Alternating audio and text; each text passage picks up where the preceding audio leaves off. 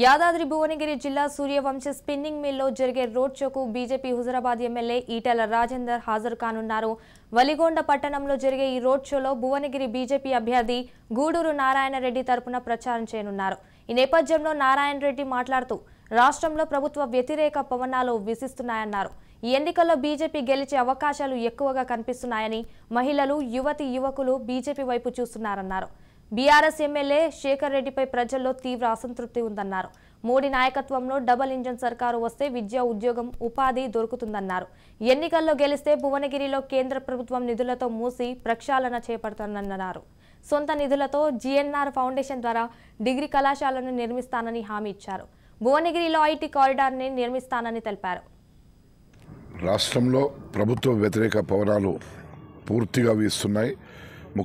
అతి ముఖ్యంగా భువనగిరి నియోజకవర్గంలో ఇక్కడ బీజేపీకి చాలా పెద్ద ఎత్తున నీరాజనాలు అందిస్తున్నారు మహిళలు, అట్లాగే యువతులు కూడా కచరా చేతిలో వాళ్ళు మోసపోయి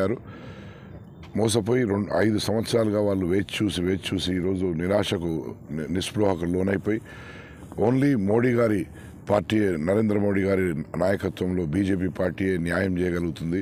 ఇక్కడ డబుల్ ఇంజన్ సర్కార్ వస్తే ఖచ్చితంగా వాళ్లకు ఉద్యోగాలు కానీ, అభివృద్ధి కానీ అక్కడ దేశం నుంచి అంటే కేంద్రం నుంచి వస్తాయి. అట్లాగే రాష్ట్ర అభివృద్ధి కూడా వాళ్ళకు అందుతుంది, ఉద్యోగాలు కూడా వస్తాయని చెప్పి 75 సంవత్సరాలు 52 సంవత్సరాలు కాంగ్రెస్ పాలించింది.